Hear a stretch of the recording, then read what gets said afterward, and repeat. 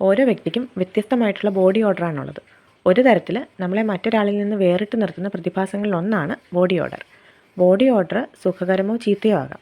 നിരവധി ഘടകങ്ങൾ ഒരു വ്യക്തിയുടെ ബോഡി ഓർഡറിന് കാരണമാകുകയും അതിൽ മാറ്റം വരുത്താനായിട്ട് സ്വാധീനിക്കുകയും ചെയ്യും. വ്യക്തമായ കാരണങ്ങളാൽ എല്ലാവരും ആകർഷകവും മനോഹരമായിട്ടുള്ള ശരീര സുഗന്ധം ആഗ്രഹിക്കുന്നുണ്ട്. സമാനമായ കാരണങ്ങളാൽ തന്നെ ഡിയോഡറൻറ്റ്, പെർഫ്യൂം, ആൻറ്റിപെർസ്പിറൻറ്റുകൾ എന്നിവയുടെ ഉപയോഗം വിപണിയിൽ വളരെയധികം പ്രാധാന്യം നേടിയിട്ടുമുണ്ട്. എന്നിരുന്നാലും ഇത്തരം പ്രൊഡക്ട്സിൻ്റെ ഉപയോഗം നമ്മളിൽ ആരോഗ്യ പ്രശ്നങ്ങൾ ഉണ്ടാക്കാനുള്ള സാധ്യതയുണ്ട്. അതിനെ പറ്റിയിട്ട് നമ്മളൊക്കെ അറിഞ്ഞിരിക്കേണ്ട ചില കാര്യങ്ങളുണ്ട്. അതെന്തൊക്കെയാണ് നമുക്ക് നോക്കാം.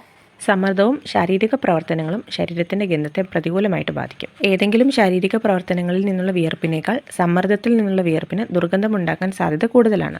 സാധാരണ സാഹചര്യങ്ങളിലോ ശാരീരിക പ്രവർത്തനങ്ങളിലോ നിങ്ങളുടെ എൻഡോക്രൈൻ ഗ്രന്ഥികൾ വിയർപ്പുണ്ടാക്കാറുണ്ട്.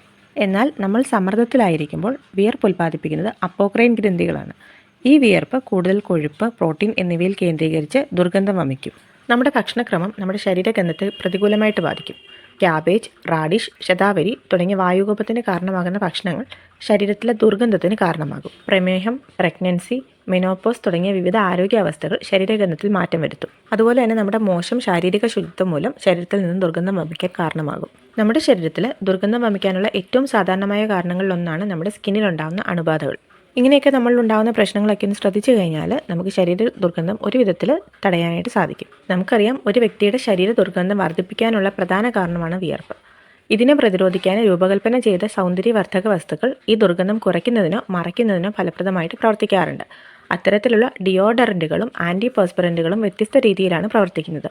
ദുർഗന്ധം വമിക്കുന്ന ബാക്ടീരിയയെ സുഗന്ധങ്ങൾ ഉപയോഗിച്ച് മറച്ചുകൊണ്ടാണ് ഡിയോഡറൻറ്റുകൾ പ്രവർത്തിക്കുന്നത്. അതുവഴി നമ്മുടെ ശരീര ദുർഗന്ധം മാറുന്നതായിട്ട് നമുക്ക് അനുഭവപ്പെടും. ആൻറ്റിപെർസ്പിറൻറ്റുകളാവട്ടെ വിയർപ്പ് കുറയ്ക്കുന്നതിന് അല്ലെങ്കിൽ വിയർപ്പ് സുഷിരങ്ങൾ തടഞ്ഞുകൊണ്ടാണ് പ്രവർത്തിക്കുന്നത്. അപ്പോൾ ഇങ്ങനെയൊക്കെയുള്ള നമ്മൾ ഉപയോഗിക്കുമ്പോൾ പലതരത്തിൽ നമ്മൾ ഗുണത്തിലാണ് ഉപയോഗിക്കുന്നതെങ്കിൽ പോലും പലതരത്തിൽ നമുക്ക് ദോഷമായിരിക്കും അതുമൂലം ഉണ്ടാകുന്നത്. അതുകൊണ്ട് തന്നെ നമ്മുടെ ശരീര ദുർഗന്ധം നിയന്ത്രിക്കാനായിട്ട് ഫലപ്രദമായിട്ടുള്ള ചില മാർഗ്ഗങ്ങൾ എന്തൊക്കെയാണ് നമുക്ക് നോക്കാം. അതിലൊന്ന്, നാരുകൾ നിറഞ്ഞ പഴങ്ങൾ കൂടുതലായി കഴിക്കുകയും വായുകോപത്തിന് കാരണമായേക്കാവുന്ന ഭക്ഷണങ്ങൾ ഒഴിവാക്കിയുമുള്ള സമീകൃത ഭക്ഷണക്രമം പാലിക്കുക എന്നതാണ്. അടുത്തത്, നമ്മൾ പതിവായിട്ട് കുളിക്കുകയും നമ്മുടെ ശരീരം നന്നായിട്ട് വൃത്തിയാക്കുന്നുവെന്ന് ഉറപ്പാക്കുകയും ചെയ്യുക. നമ്മുടെ പ്രൈവറ്റ് പാർട്സും അതുപോലെ തന്നെ നമ്മുടെ വായ, മുടി പോലുള്ള ഭാഗങ്ങൾ നന്നായിട്ട് വൃത്തിയായിട്ടിരിക്കാനായിട്ട് ശ്രദ്ധിക്കണം. അടുത്തത്, നമ്മുടെ ശരീരത്തിൽ ജലാംശം നിലനിർത്തുക എന്നുള്ളതാണ്. നമ്മുടെ ശരീരത്തിൽ നിന്ന് വിഷവസ്തുക്കളെ നീക്കം ചെയ്യാനായിട്ട് സഹായിക്കുന്നതാണ് വെള്ളം. അതുകൊണ്ട് ധാരാളം വെള്ളം കുടിക്കാനായിട്ട് ശ്രമിക്കണം. ഡിയോഡറൻറ്റുകൾക്കും ആൻറ്റിപെർസ്പിറൻറ്റുകൾക്കും അവയുടേതായിട്ടുള്ള ഗുണങ്ങളും ദോഷങ്ങളുമുണ്ട്. നിങ്ങളുടെ ബോഡി ഓർഡറിൻ്റെ കാഠിന്യം അനുസരിച്ചിട്ട് നിങ്ങൾക്ക് ഡിയോഡറൻറ്റുകൾ അല്ലെങ്കിൽ ആൻറ്റിപെർസ്പിറൻറ്റുകൾ തിരഞ്ഞെടുക്കാം. എന്നിരുന്നാലും നിങ്ങളുടെ ശരീര ദുർഗന്ധം നിലനിൽക്കുകയാണെന്നുണ്ടെങ്കിൽ നിങ്ങളൊരു ഡെർമറ്റോളജിസ്റ്റിനെ സമീപിക്കേണ്ടത് അത്യാവശ്യമാണ്.